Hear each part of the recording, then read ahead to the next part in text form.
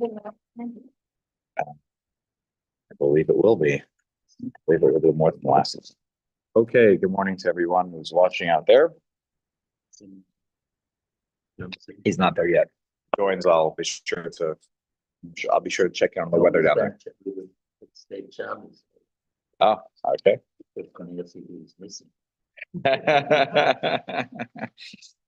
So last week we discussed the who is eligible to be amongst the minyan hakruim for the aliyos, and we had just rereading a piece of Gimel, Sif Gimel and Sim Reish Pei Beis, which was that everybody hakol ol in the minyan shiva, that by the letter of the law, that the statement of the Gemara is hakol ol in the minyan shiva, afilu isha vekatan, even a woman or a minor, who knows to whom they are saying they are reciting a blessing.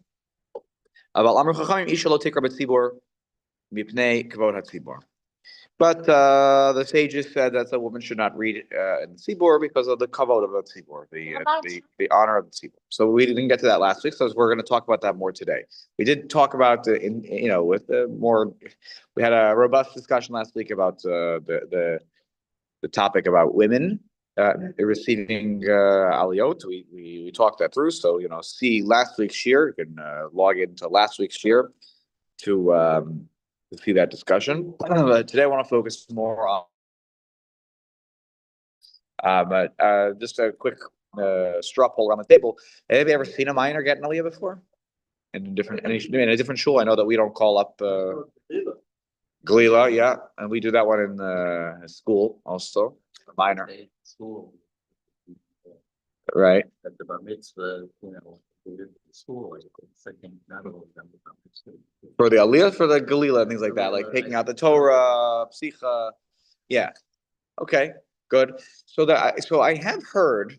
I've never been in a minyan, where a minor has read, but I do recall, speaking to people, where this has been done. They've seen it. I can recall that someone was having a conversation with somebody who davens at the Sephardic minyan in the young Israel of New Rochelle. And they mentioned that their son, who was a student of mine, before he was bar mitzvah, he was already a very good reader. Not for public consumption on this thing, but he. So he had said, he would sometimes get the maftir aliyah, on Shabbos, and maybe he would have laid the haftorah or something like that. I don't remember. Yeah, so there's some. So I'm aware that there is some element. There's some segments of the community that like of the Jewish world, that they allow such thing, and of course, again, by the letter of the law, and even the statement that we just read of the Shulchan Aruch. We only said Isha lo tikra b'tzibur. Didn't say anything about a katan not being allowed to be one of the readers of the Torah. So let's now look at the Mishnah Berurah, Sif Katan Yud Aleph, because we skipped a little bit last time to talk about we talked about a mamzer last week, and we talked about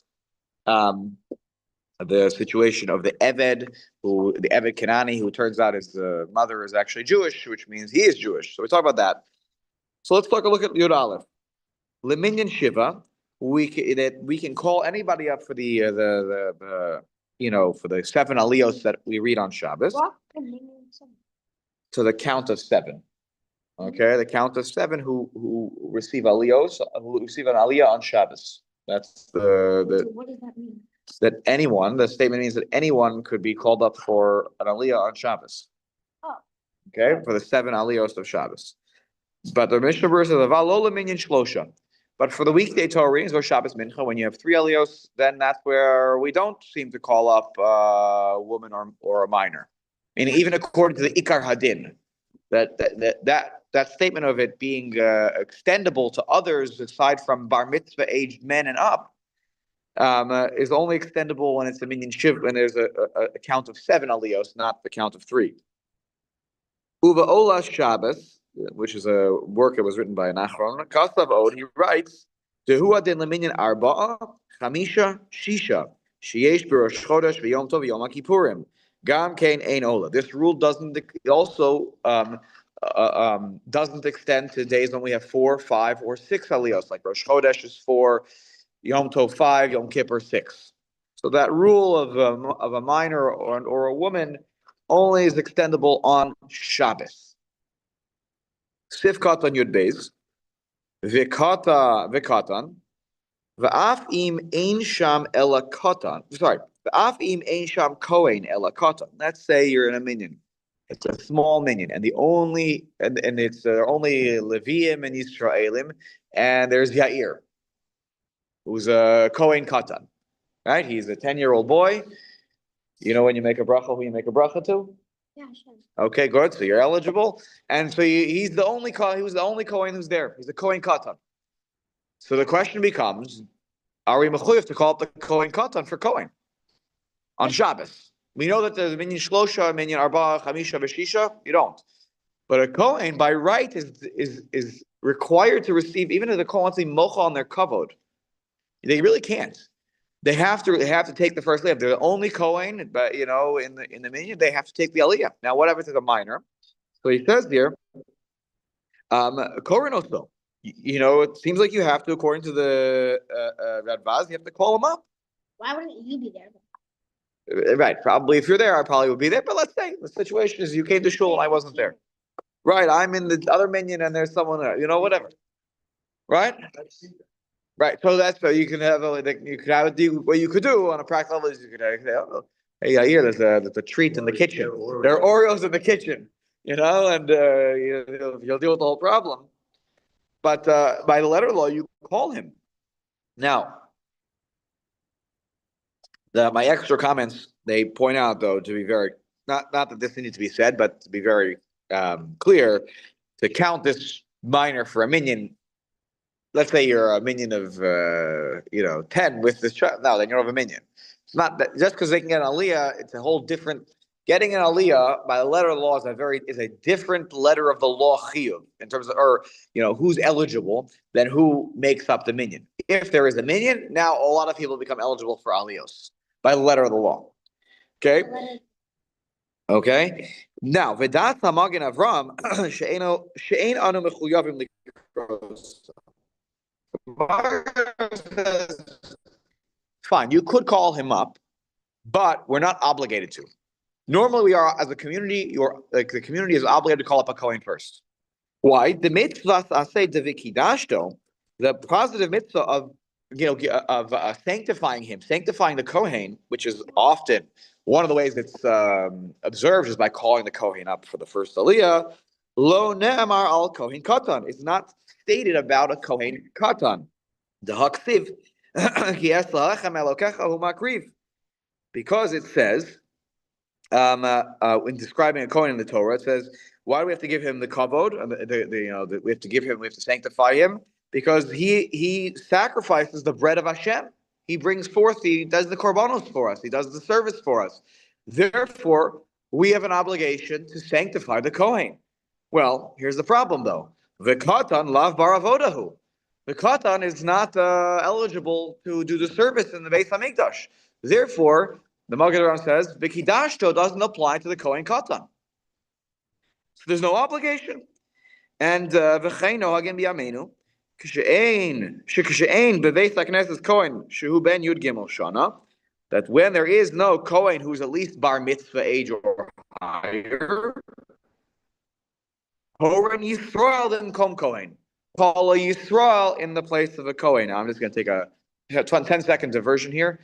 Notice I said call Yisrael and Kom Kohen, didn't say Levi. Interesting. They didn't say call whoever you want, call Yisrael. Some people, I think Rav Soloveitchik was pretty macro on this, that once you're in what's called the Sparta HaChavila, you break the barrel, meaning the Kohen's not there, and so the order of Kohen, Levi, Yisrael goes out the window, and some people are makpid to show that truly that the Chavila, the barrel has been broken, they call a Kohen first, and Dafka, not a Levi. I'm sorry. Thank you. They call a Yisrael first, and Dafka, not a Levi. Look, there are opinions on this. Some say you can call a Levi, but the Yisrael, according to the Rav Soloveitchik, is the one who gets it. Then they don't call it Levi for the list. It's just water, right? Okay. I thought he was drinking coffee. They skip the levy to the levy. I know Rav Only Solomon. saw for the Great, Kohen. great. Don't they skip the levy? Yes, correct. Once there's no Kohen, the whole order falls apart. There's no.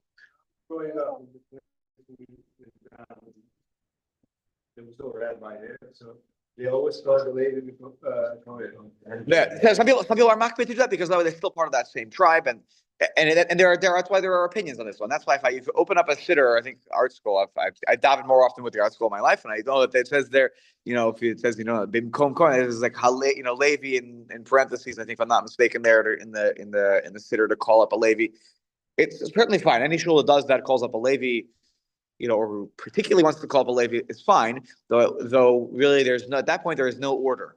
Right? If the Kohen is not there, everything, as the expression of the Gemara is nisparda hachavila, the barrel has cracked open. Right? It's open season. Okay. Yes, Yair. Sorry, go ahead. What is Naphtali to Rav Solomon? I have no idea because I don't know who his father is. Okay. He has a friend who's in that Soloveitchik family. It's possible. Okay, so where are we here? Okay. Continuing in the Mishnah Berurah. V'yoster mizeh nohagin kehayom she'ein koren katan klal l'shum aliyah. The Mishnah Berurah says furthermore that not just our custom is not to call up the Kohen minor, but our custom is bichlal not to call up any minors. Okay, this is the one that we're all familiar with. We don't. That's not our practice today to call up, at least amongst Ashkenazim. I don't want to speak for Sfaradim. I am not aware in Ashkenazi shuls that this is such a common minhag. Though we'll read the Aruch HaShulchan in a moment, just a few snippets from it. It seems like there were Ashkenazi communities that did do this. What? Okay, that did call up minors for aliyos. He says she'ein koren katan klal l'shum aliyah. Afilim kar nishlam minyan akruim el lamaftir. Even if you have already, let's say I called up 7 people, I completed the number of aliyos, and I'm just calling the child up from maftir. It's extra, like I'm not even reading something new with maftir. Usually, typically, unless it's one of the Dalit Parshios or it's Rosh Chodesh, whatever, you reread the end of the parsha, so you're not even reading anything new. Which is why there are some who are okay with the maftir aliyah being given to a katan when it's the same Sefer Torah and the same reading. But even so, he says that's not our minhag, even that, right? Even from after we don't call anybody up. By the way, it's actually important to know. Rabbi Weider once pointed this. Rabbi Weider also, besides being a Balkore, sort of a master Balkore, he was a gabbai, in his heart. And when we were learning, I heard with Hilchot Shabbat, there's always sometimes fights about what aliyah someone should get if there's a yard site this week. There's a yard site today, Bo Bayom on Shabbos. He said if by the letter of the law, sort of the letter of the minhag, sort of that's recorded, a person who has a yard site on Shabbos itself should not get the maftir aliyah. They should get one of the 7 aliyos. That's because that's one of the aliyos of which you're reading the Kriyas HaTorah. There's an obligation to read that. The maftir was the one that's given to the one person as a yard site this coming week. That became a custom that the yard site of the coming week, so you'll read the maftir. But if you have a yard site, Bo Bayom on Shabbos, you should get an aliyah. Not the maftir. You shouldn't fight for the maftir aliyah. You should fight for one of the 7 aliyos, because that's really one of the obligatory readings. That's I don't want to say more chashuv, but it's anyways. Yeah, sorry, you want to.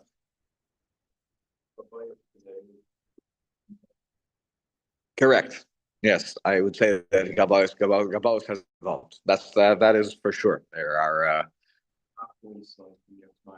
maftir is the prime that you want to go lay in the Haftorah, right? Correct. That's not. But by the letter of the law, really, the one who has a yard site should not be getting maftir. The letter of the law, he should get an aliyah, and the person who has a yard site in the coming week should get the maftir aliyah and read the Haftorah. Whether that's how it plays out, I'll leave that for the Gabbayim to figure out.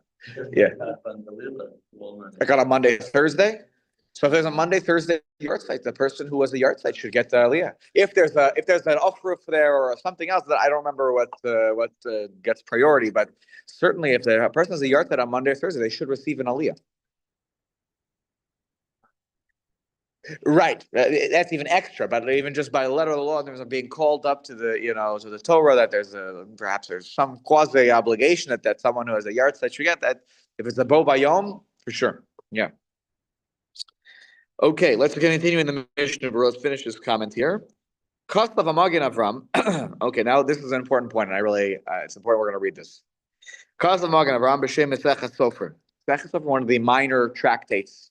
They're teachings, almost like it's like brisos that are collected. There's not a tractate of Talmud there's not Gemara written on this, but there are teachings. So from you find there shehanashim afal pishen chayavos b'Talmud Torah, even though women are not obligated in the mitzvah of Talmud Torah, they're potter, they're exempt. They are obligated to listen to the Kriyas HaTorah just like men. They should listen to the Kriyas HaTorah just like men. That's what Masechet Sofrim says. Even though they're potter from Talmud Torah, public Kriyas HaTorah, they should listen just like men. Now, what does he point out here? Even though that's what it says in Masechet Sofrim. He says, women are not careful to follow this instruction. On the contrary, there's a custom that women go out during Kriyas HaTorah. So I said, what was this? So I did some research. Where did this minhag come from? So, because the Aruch HaShulchan mentions this minhag too. So the reason they went out was because, and if you have yours is already on the boat, so they're going to say you can follow number 25. But so the reason that's given here in the Kovetz Chuvos for this of Rav Elyashiv is that in the time of the Magen Avram, Rav Elyashiv writes, women didn't understand Lashon HaKodesh. They weren't educated to understand Lashon HaKodesh. They knew I had to light the candles, they knew what to do, but they didn't understand when the Kriyas Torah was happening. They didn't understand, and therefore, says Rav Elyashiv, at the time of Magen Avram, they didn't understand. No one was translating for them something that they would understand to the vernacular, right? So they left. They went out. They just started like, what? I don't understand what's happening. So they would go out. But the Rav Elyashiv says, if they understand, they should stay and listen. And he says,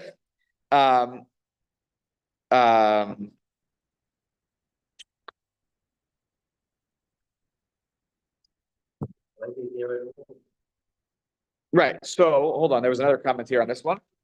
So that was what that Rav Elyashiv said. Now in here. Please don't. Thank you. In Aruch HaShulchan, he mentions this teaching that the women should stay, but they don't here. I'm just finding the exact spot where he mentions it. Here, okay, good. He says, veneerally, the Aruch HaShulchan says, this has been, Steve, you have your edition today, but it's Yud Aleph, Simin Rish Pei Beis, Sif Yud Aleph. On to the next page in our edition. Kuf Samach Tet is the page. Third line. He says, "Veneerly the lav chiv gamor ka'amar eladumya ditinokos sharei ptur mitalmud Torah ve'od de'ei lechazman grama yosem." He says, "It's not a real chiv. When the Masechet Sofrim says the women have a chiv to listen to the public Kriyas HaTorah, not really a chiv gamor." He says it's like because they're like kids in the sense that they're potter, just like. Our potter, we don't force children to sit through the Kriyas HaTorah because then it's Zman Grama. Kriyas HaTorah can only be done when the time of Kriyas HaTorah, Shabbos today. You can't read Kriyas HaTorah for the week on Sundays.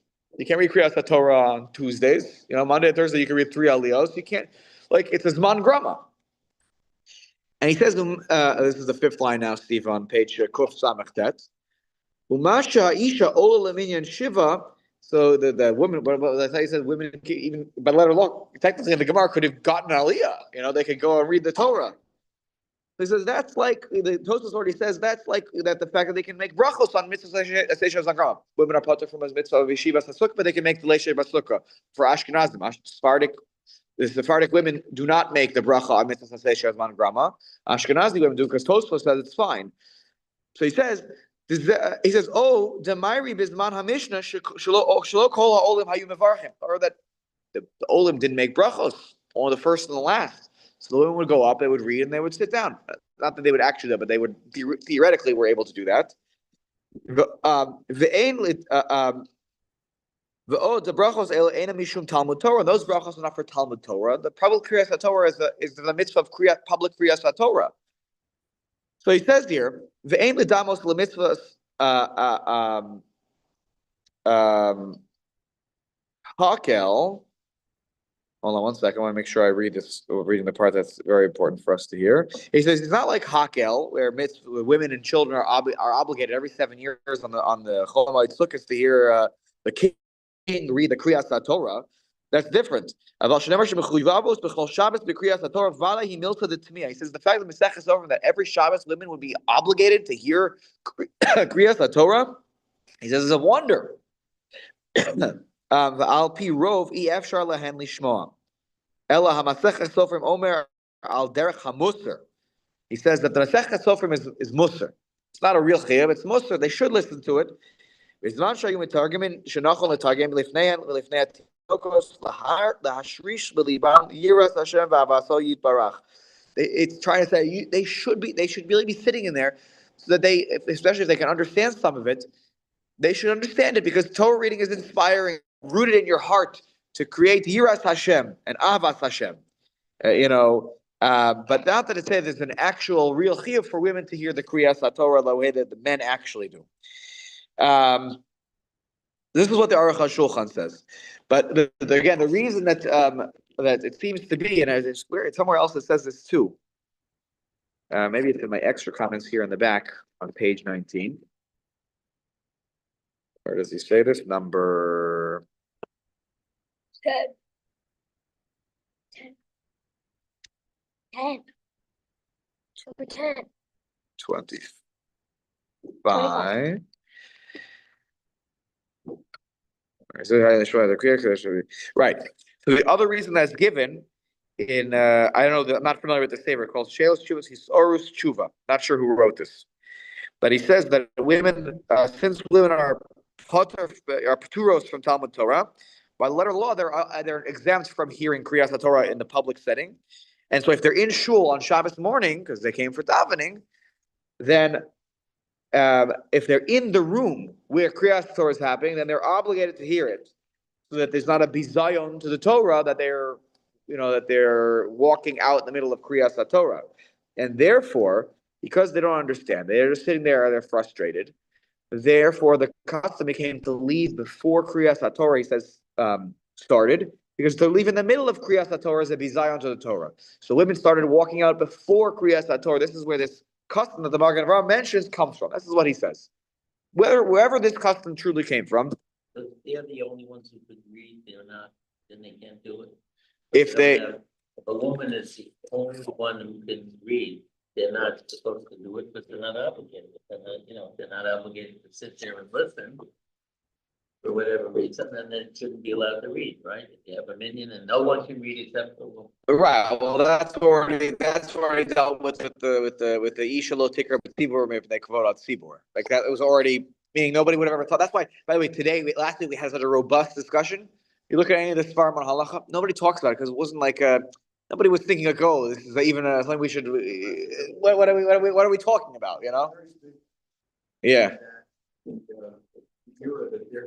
Talking about women do not get educated. Right? Correct. That's why I said that they shouldn't. Women have PhDs in biotech or something. They should be learning Torah. You know what I mean? Correct. That's what Sarashneer said. Sarashneer, right?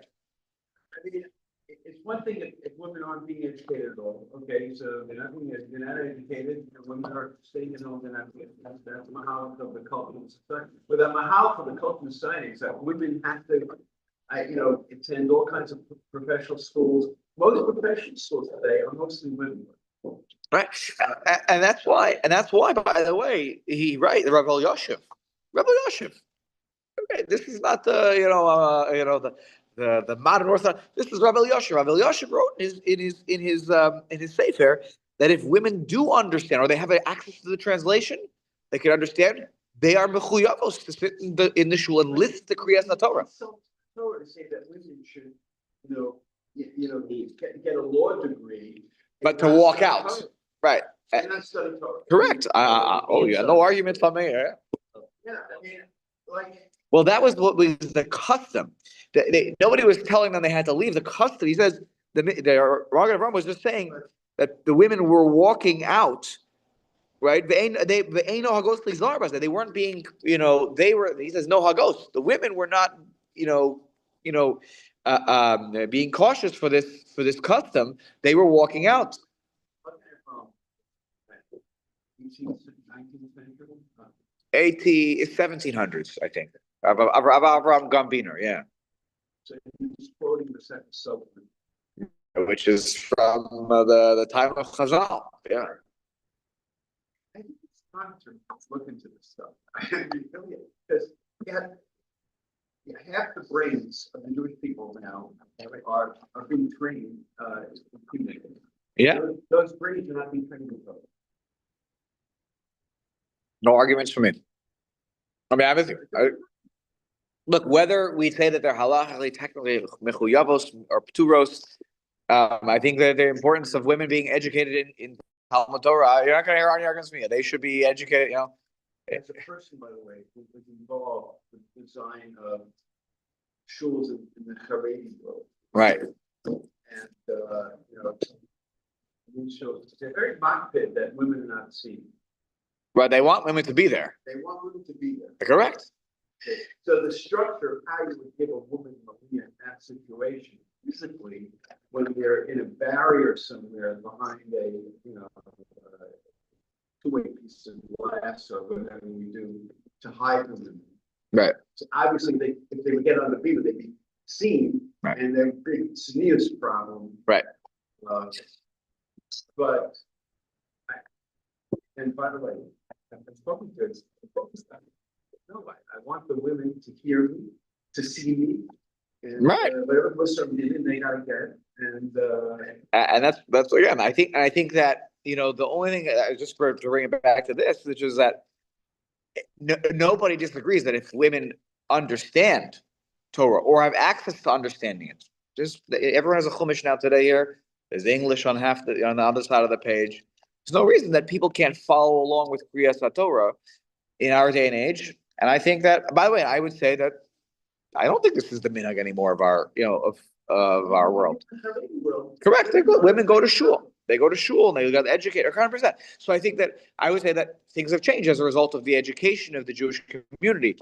Haredi, Dati Leumi, like across the board, women are being educated. They're learning, in the modern Orthodox schools, they're learning, Gemara. They're not doing that in the Haredi belt, but okay, they're learning how to learn Chumash, and that's so. My point is that at the end of the day, and I'll go back to this, which is that I would say that today the minhag that was a few hundred years ago, women walking out, it doesn't sound right to our ears because it is foreign. It's foreign, but that was what was happening. Not a judgmental statement. That was what was happening, and it's not happening today. If anything, what's happening today is that people are working out because they have to go get their schnapps. That's what's happening today. So I take so for those watching online, I had to say that. Let's take a shot at the alcohol. Yeah. Okay. Let's go now. Let's keep going. I know. I'm not sure where they are today, but hopefully they'll. I think Oh, they might be stuck there. Okay. So he's right? I'll see her here. Yeah. Okay. Good. They should get back safely to them. Okay. Let's keep going here. In the Mishnah Berurah, Yud Gimel, Yodei Lamim Mevarchim, right? That kids who know to whom they're blessing by the letter of the law could receive an aliyah. The Mishnah Berurah in Yud Gimel says, Mikol makom ein yachol liyos makre ha'esa olim. Dahainu shehu yikra b'kol ram b'sefer Torah va'olim omrim acharav b'lachash. V'chol hatzibur yiyu yotzin yidei chovasa b'shmiya mimenu. Nevertheless, he is not able to be the makre, leos makre es haolim. Literally makre means to call the ones who are olim. Dahainu shehu yikra b'kol ram b'sefer Torah v'haolim omrim achar b'lachash. That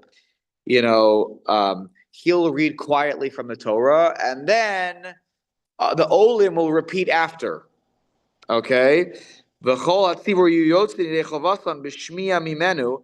Then all the tzibur will be yotze their obligation with the by listening to him, and he should until he has physical signs of maturity. Umishahu ben yud gimel shana, and he is 13 years old. If he's 13, so then we assume that the physical signs of maturity that are required for a person to be considered no longer a minor are there. So what point is he getting at here? He's saying that imagine like what we do. We have a Baal Koreh today, right? The Baal Koreh is really the one who we hear the Kriyas HaTorah from. It sounds like what he's describing here. That usually when you get called up for the Torah for an Aliyah, what are you supposed to do? In a perfect world, so I get called up for an Aliyah, and Richie is the Baal Koreh, so Richie is standing on my left side. I make Baruch Hu, and Richie says Amen, and he starts laning. What am I supposed to do? I'm only thinking because he has a parsha coming up that he's supposed to lane, right? All right, his bar mitzvah parsha is coming up. I read with him. I read Mila and Mila quietly. I also am very cautious and careful sometimes. By the way, if there's I get Aliyah in school sometimes because I'm the only Kohen in the room. I'm very cautious because I know that sometimes when I read with the Baal Koreh, it throws them off. So I will take my talis and I'll sort of use my talis to cover my mouth so that way they don't end up hearing too many sounds in their ears. But like the person who gets the Aliyah is supposed to read along with the Baal Koreh quietly, Mila b'Mila, right? You're supposed to read along. So imagine if the person who's the Baal Koreh is a boy who's 12, and everybody's getting an Aliyah, and they're reading along with him because, why are we supposed to read along? Because really the older is supposed to be the one who reads. We don't have a Baal Koreh because we don't want to embarrass those who don't know how to read. Because if somebody doesn't say it Mila b'Mila, okay, we're still fine. The Baal Koreh was reading for us. But imagine if the Kriyas HaTorah that everybody is hearing, the Kriyas HaTorah that everybody is hearing is coming from an 11 or 12-year-old boy. Okay. It's coming from an 11 or 12-year-old boy. Now, the entirety of Kriyas HaTorah has been heard by someone who is not a bar mitzvah. And that's not, he says here, it's not, we don't do that. Because ein yachol liyos makre es ha'olim. No. The person is a makre. He's basically the Baal Koreh, the one who's reading, who's laning, usually lanes, but someone gets an Aliyah. The person who gets the Aliyah in the back in the old days of the Mishnah and the Gemara, they were the one who read the Aliyah. Now we have a guy who's assigned to be the reader. So he, reads. Even if somebody else gets called for Aliyah, they make bracha, and the Baal Koreh reads out loud. The person who gets the Aliyah is supposed to read along with him. But every in the crowd in the tzibur hears only the Kriyas HaTorah from the Baal Koreh. And if it's a minor, we don't do that. Yeah. Is this what from? Yeah. Can a minor blow shofar? You're saying that might be a different problem. That problem might be that he cannot be motzi those who are chayav on a different level. Meaning, if I'm potter from a mitzvah, let's take for example we'll use women as the example. Let's say a woman, forget all that aside for a second. Let's say a woman is proficient at blowing shofar. See that girl over there who's walking around with her eyes closed? She knows how to blow a shofar, right? Right? So I taught them how to blow a shofar. So let's say she was, already a bat mitzvah. And she got up there and beautiful tekiah. Can I fulfill my mitzvah through her? I can't. Because technically she's patura because it's a mitzvah that says she has man grama. And someone who's patura or patur cannot help me as someone who's mechuyav on a different level fulfill my mitzvah. But listening to shofar is not an obligation. Can you? If I got up and said that on Rosh Hashanah, I gave a drasha about how women are not obligated on hearing shofar.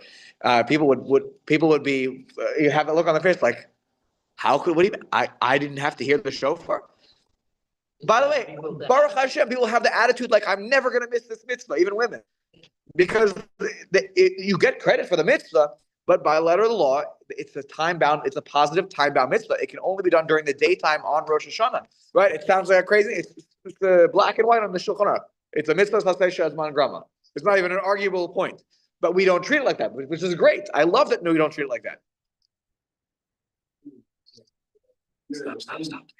Yeah. But we only say that mitam sort of the minhag later on by the letter of the law hakol ol leminyan shiva. This is where the idea you could have constructed that because that this mitzvah of public Torah reading is eligible, everyone is eligible for, so anyone should be able to be the Baal Koreh. Right? Okay, we said that women don't read because of Kavod Tzibur, so let's put that aside. But what about a katan? We didn't say a katan could, so maybe a katan could be the Baal Koreh. If he's proficient, he understands what he's reading, he reads it correctly. So the bar mitzvah, a person has an aliyah and he reads. But that's because he's already considered not a katan anymore halachically. So that's why what the Mishnah Berurah is saying here is that if you have an ilui, and he knows the Kriyas Torah, and the other people are reading along with him because they don't know it. But the ilui, the 11-year-old boy who's he's going to be a Gadol Hador one day, and he can lane perfectly, not a mistake. We don't do that. Yeah. There are mitzvot that women are obligated. Correct. They're 100%. Matzah is a great example. Matzah, they're obligated. Kiddush on a Friday night, they're obligated equally. Fish? The correct, the Haggadah, the Amiras Haggadah. Women are obligated to say Kiddush Friday night equally like men. Wait, what about? So we say, because Afhein Hayuva Osvaneh. So we have another svara to say, but they're also equally obligated because Esther was very much an essential part of the miracle, and all women were saved just like the men as a result. Is a kid allowed to say Kiddush? We give them sex and with Yes. Haggadah, but they're equally obligated because. Afhein Hayuva Osvaneh. Right. It's not that they were just included. They were essential to the miracle. Right. That's right. There was on Hanukkah that was no, it wasn't Hanukkah. What's the Hanukkah was what was her name? That the woman on Hanukkah. There's a whole story written about her. No, not Hannah. It was it Yehudit? What was it? There was Yehudith. There was some brave woman who was a part of the story. It's disgraceful is on video now that I'm forgetting the Tosfos mentions it. He mentions that story. Yes, quickly. If there's kids should make kiddush for themselves. If there's not an adult who's making it for them, a child should absolutely make kiddush. Can they make Kiddush for other people? No, minor cannot make kiddush for adults, for bar mitzvah. Yes, for yourself. Yep. Okay. You can make for other children. Let's just finish this Mishnah Berurah here. Umikol makom kishein sham kore acher v'tisbatel hakriya legamrei. Look what they say. What about if there's only the ilui and nobody else knows how to lane? Just to be mechabed the ilui, and there's another Baal Koreh here who could do it. We don't do that. What if the kid is the only one who knows how to do the Kriyas HaTorah? The Kehillah, nobody has the ability, the skills. Only the kid has the ability to do this. So he says, if that's the case, so stop it. The prima gadol says, I'm not sure, maybe, the extra yediyesh lahaka ba'ofen zeh. I feel lohevi adayin shtei stars. Maybe even though he's not physically has the signs of maturity, that halachically he's not a katan anymore. Maybe we don't want to be to nullify the Kriyas HaTorah, for this week. If we don't do this, we don't have this child do this, then there'll be no Kriyas HaTorah here. He says maybe then we should be mekil. If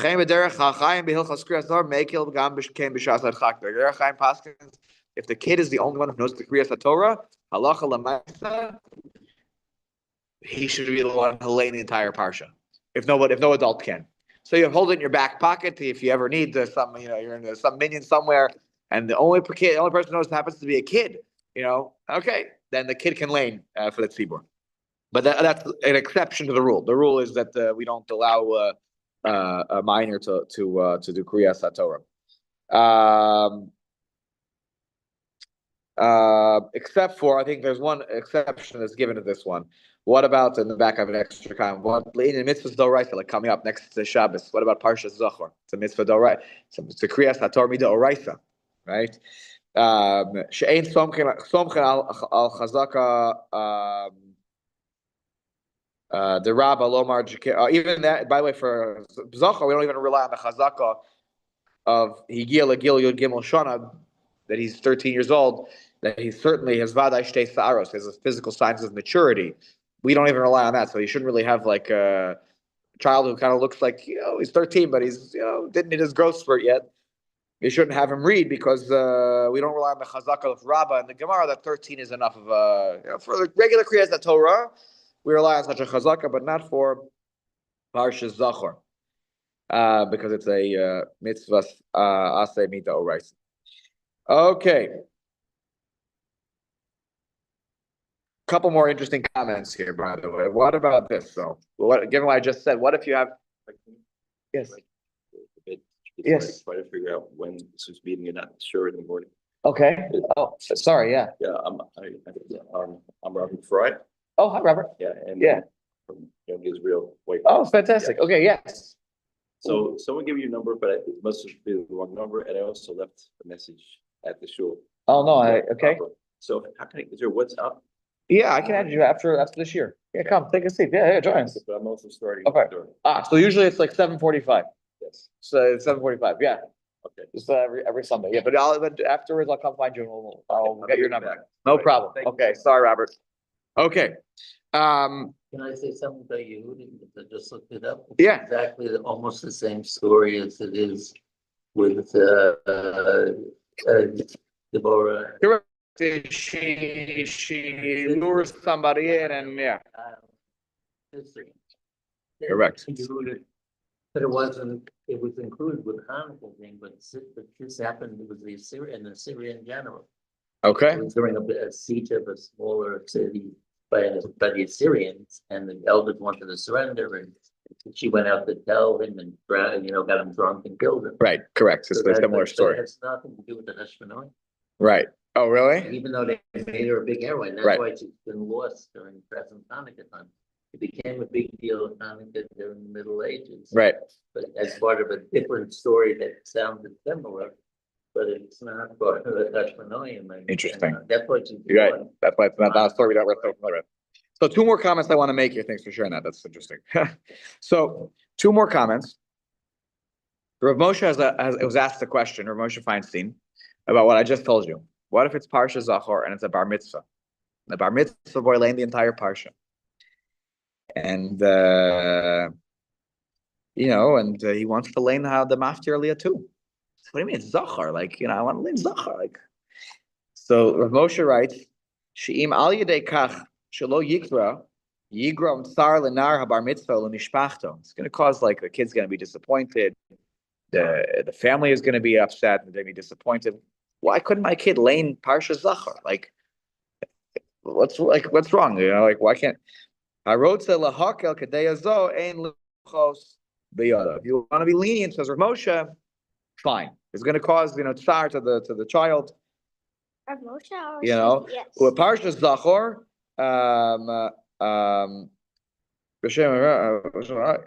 but even though that Shulchan Aruch Harav, the Pri Megadim, they didn't feel like a katan should be not a katan, that a bar mitzvah boy who's like on the cusp, they just became 13 should read Parshas Zachor. So I actually don't recall. I'm sure we've had a bar mitzvah with a Parshas Zachor before. I feel like we are lenient on this question. If I had to say, I feel like that's my recollection. Your grandson, Nathanael, knows how to learn only because he knows Kitetse. So when he would learn it to the following year, the team minion, I think, was Zachor. And did you learn Zachor or someone else did it? You did, right? So the Rav Moshe already said it was right. Okay, so look, anyways, Rav Moshe said, yesh. Yes. So why, if you get to one, you should be able to do the other one too. Whether try not to have a bar mitzvah really for Sorry, say it again. So you're saying that the Kriyas HaTorah, which one? On a weekly basis? It's the question whether it's. I actually don't think that the Kriyas HaTorah that we do on Shabbos is D'oraisa. I think it was something that was sort of Moshe established it. I know that's hard to say. Meaning, to say that it's a mitzvah, or better yet, I would say that it's not necessarily mitzvah d'oraisa for sure on an individual. Unlike by Zachor, the hearing of Zachor is an individual's mitzvah. Meaning, there you have an individual mitzvah d'oraisa. The public kriyas haTorah, maybe, and this is a machlokes, is it an obligation of the individual or an obligation of the tzibur? And yeah, so it's not exactly the same kind of chiyuv, certainly on an individual level. That's why if you miss kriyas Torah 1 week, a person is sick 1 week in shul, we don't say, oh, you have to go back and hear it again. Though there are some gedolim. I've been in a shul where this has happened before. Once there was someone who had a particular gadol, and he was coming from Israel to America, and we were in a situation, not here in the shul, so where my shul, I grew up in Columbus, we were in a situation where we were one parsha off. Sometimes it happens in the springtime when Pesach falls out, that the last day of Pesach in Israel is not, sorry, where we have the last day of Pesach, and there it's already a regular Shabbos. So he insisted that even though we were reading Kriyas HaTorah here, whatever week, and he didn't want to miss his Kriyas HaTorah that week, so we ended up arranging him a side minyan for Kriyas HaTorah, this particular gadol from Eretz Yisrael. He insisted that he had to hear Kriyas HaTorah. And I think also Rav Soloveitchik, he used to travel between Boston and New York, every week. So I believe he used to come Monday morning. He would travel down to YU from Boston, and then he would go back, I think Thursday after he gave Shir, if I'm not mistaken. So he missed Kriyas HaTorah every week on Monday morning. This is a story. I wasn't alive, obviously. But so Rav Soloveitchik, the story goes that Rav Soloveitchik would arrange at Mincha Kriyas HaTorah on Monday afternoon. For Monday, definitely he had 10 guys. He got 10 guys, and he would do Kriyas HaTorah because he felt it was an obligation on himself to hear Kriyas HaTorah. But that's, when you're that kind of a yachid, okay, that if I miss, I'm sick on a Monday morning, or I miss something on a Monday morning, I'm not arranging a Monday afternoon Kriyas HaTorah. So, anywho, that's just a sidetrack. One more thing, the extra comments that I want to share here, because I have seen. I've even seen it sometimes in our shul. On Simchas Torah, some communities have a minhag to give children an aliyah, not just kol hana'arim. Right, but now understand. By the way, we understand now where kol hana'arim comes from, because me'ikar hadin, children do have a chelik in the mitzvah of Kriyas HaTorah, and therefore we want them to be able to, everybody should be called up to the Torah. It's kavod HaTorah. So that's why there's an insistence that children are the kol hana'arim. They come up with the Olah, and they should also be a part of, finishing in the completion of the Torah. But some shuls also call up minors for individual Aliyah Simchas Torah. Ever seen this before? I think I've seen it here once, twice, by the way. Yeah, Rabbi Morrison even said, oh, it's fine. So where does this come from? So the Shari Ephraim writes, Shenogu likro l'ktanim afilu b'nei sheish v'sheva. Right, 6 or 7 years old. V'chein kos of a kaf achayim, the Mishnah Brura, earlier in Arach Chaim, Shekorin, he writes there that, or you call up a gadol, you call hana'arim, hagadol yavarach v'hana'arim yishmu b'yetzu b'birchaso. But then Rav Kanievsky says, shekavanaso v'sheba'aliyas kol hana'arim rak hagadol ha'ola imam yavarach, aval l'shar ha'aliyos af haktanim yichol la'alos b'simchas Torah kol echa b'nifar l'levarach. Kanievsky paskins that even children 6, 7, and up can get their own individual aliyah. Okay, the 4 or 5 year olds will go up to kol hana'arim under the talis, but other ones can get an individual. Why? Because we already, on Simchas Torah, we already have a much. You could go and get your own aliyah on Simchas Torah at the Kriyas HaTorah. Not that you get kol hana'arim, you get your own aliyah. That's whenever it's the end of the talis. All the names that they have here, correct? Yeah, that's your father's fault. Okay, but so what is this? So what does this mean? Because on Simchas Torah, we already we are already lenient on a lot of rules as it regards to adding aliyos. Once we've already become very lenient on certain other rules of Kriyas HaTorah on Simchas Torah. Well, the reason we don't call up minors is a minhag. We have a minhag not to do that. So on Simchas Torah, we sort of suspend that minhag because we already have done other things that we've sort of put on hold on Simchas Torah. Again, the number one factor being we have Hosafos galore on Simchas Torah. So therefore, once you're doing that, then even the kids should get an aliyah. If the whole idea is giving cover to the Torah, that every single person who's eligible for an aliyah gets an aliyah, then even the minors who know Lo Yodeh Shemim Avarchim should get an aliyah too. That's what the Shari Ephraim writes. So if you ever go to a shul and you say, "What are they doing?" They're adding kids. By the way, the first time I ever saw it, I was sort of like, "What is this?" This seems wrong. Kids are getting aliyahs. We're just Simchas Torah is a free for all now. So that's really where it comes from, because really, Tanim, Liyodei Shemim Avarchim are chelik in the midst, have a chelik in the midst of Kriyas HaTorah. Okay, now back to our back to where we were in our discussion. We finished Yud Gimel now. We did Yud Daled last time. That was not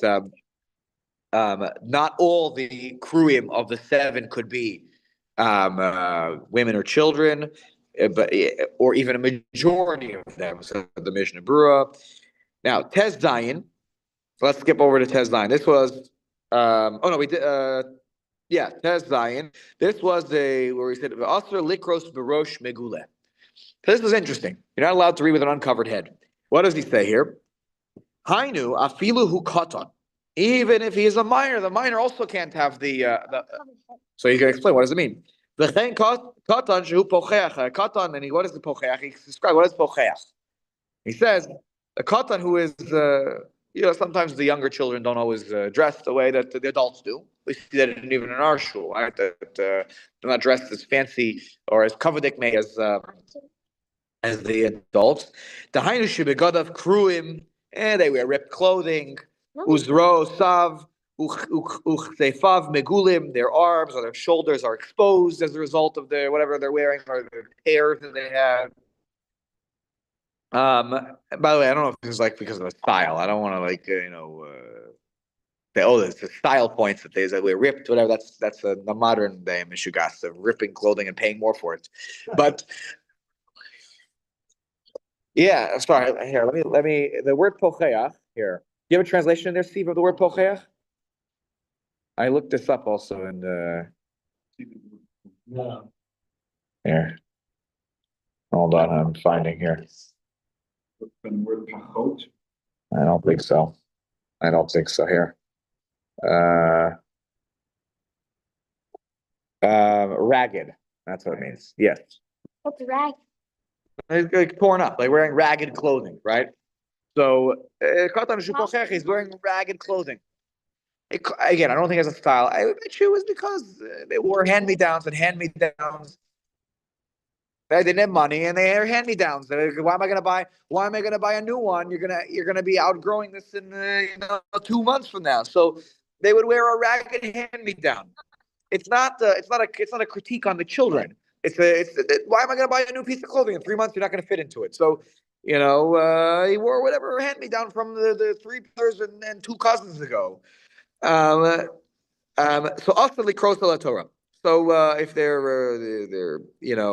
first of all, the head's exposed, or even your arms, your shoulders, they're wearing ragged clothing. It's not covered the Torah. So you can't call up someone who's like that. That's why it's more for katan. Adults, once you become a certain age, you don't grow. So you buy clothing because it's worth it. Now, what is this whole deal with Rosh Megula? So the Aruch HaShulchan is actually pretty machmir on this one. I was unaware of this until I was actually reading it. I didn't remember this. So he's actually pretty machmir that when you get an aliyah, you have to actually really cover your head fully. Now, I will state that the Mishnah Berurah here is actually the more makil one.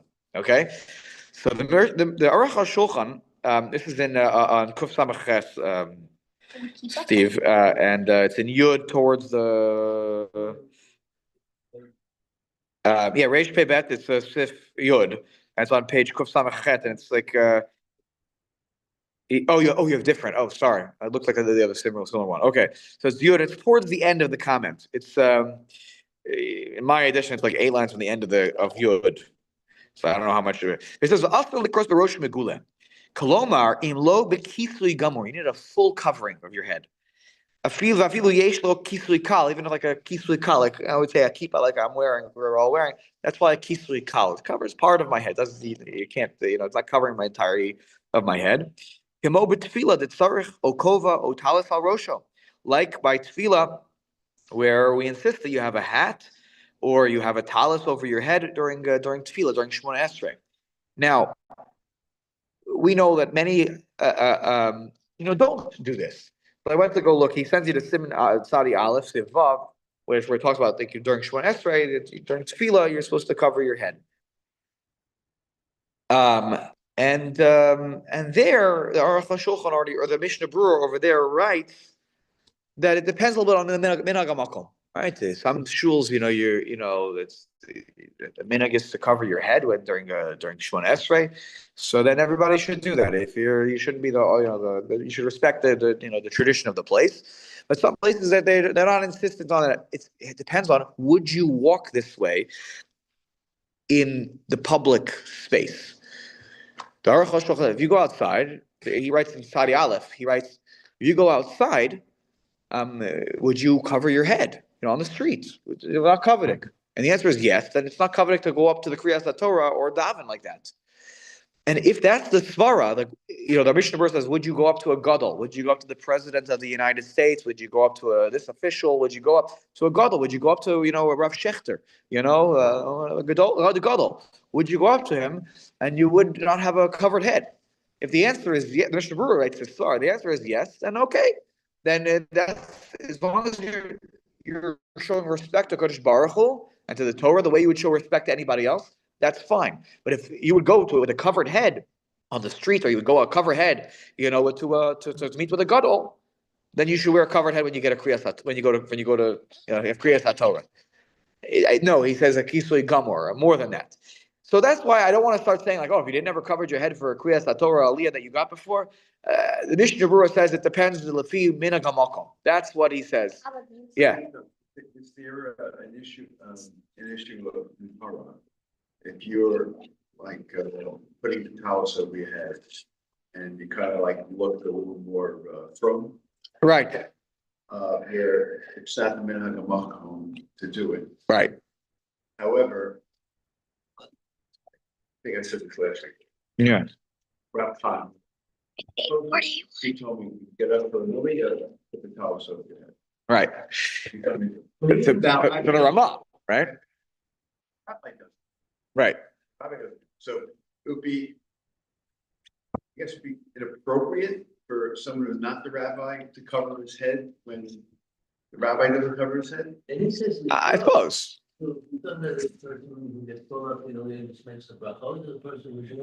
I think here likrot it probably means the person who's getting the aliyah, because the way we're using the language here is that in the original form of the one who got the aliyah was we call them the kruim, we call them the readers. Probably the Balkore too. By the way, it's interesting. In Shabbos Mincha, for example, here we insist on having a talis.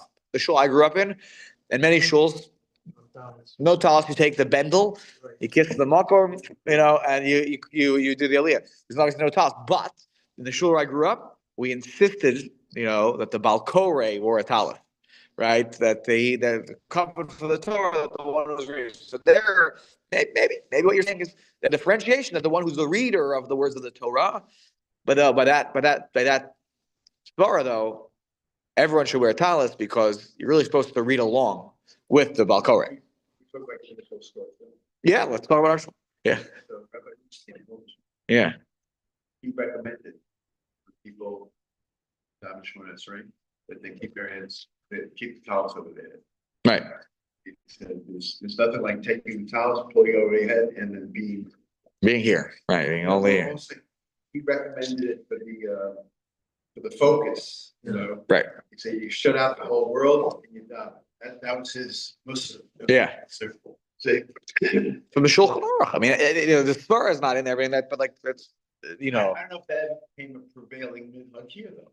Even though look, if the Asra of the previous, before fortunately it's a tragedy that unfolded here, said something like that publicly, right? Then I don't think you should be worried about putting a talis over your head for any any aliyah, I don't, in terms of yuhara, I would think that if it's a mix, in a place like, I think that today, because we daven all over the place now, right? The fellow just walked in here from White Plains, wants to come to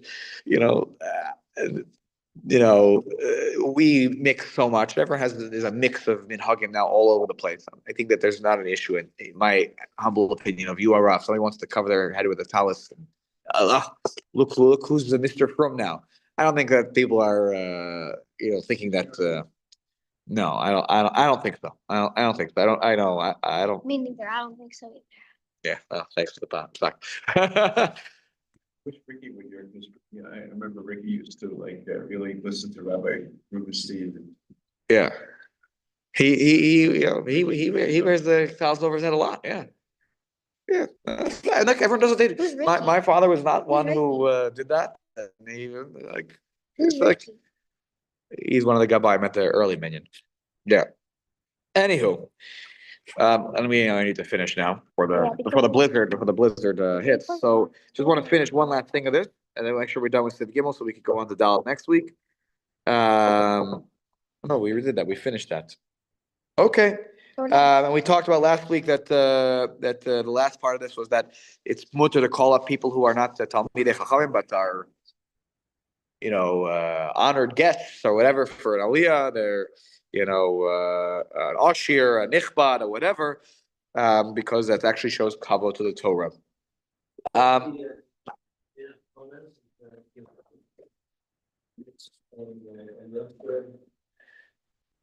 Should be getting an aliyah.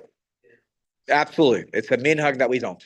It's a minhag. So if you end up at a shul, by the way, Shlomo's not here. I'd be very curious of what many Sephardic shuls do.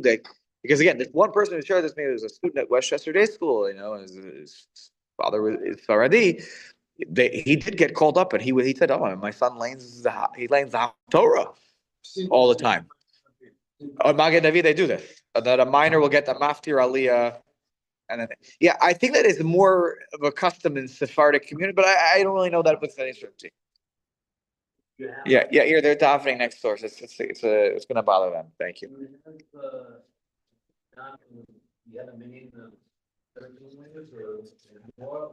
In the school? There's a bit between the between the eighth graders and then the seventh graders. There are usually enough, and then also the teachers. There are enough. It's been small the last few years. It's going to get bigger when his grade is a grade of nearly 40 children. So it's No, 39. nearly 40 children. It's like Abbas Malachos is Arbaim Chaser Achas.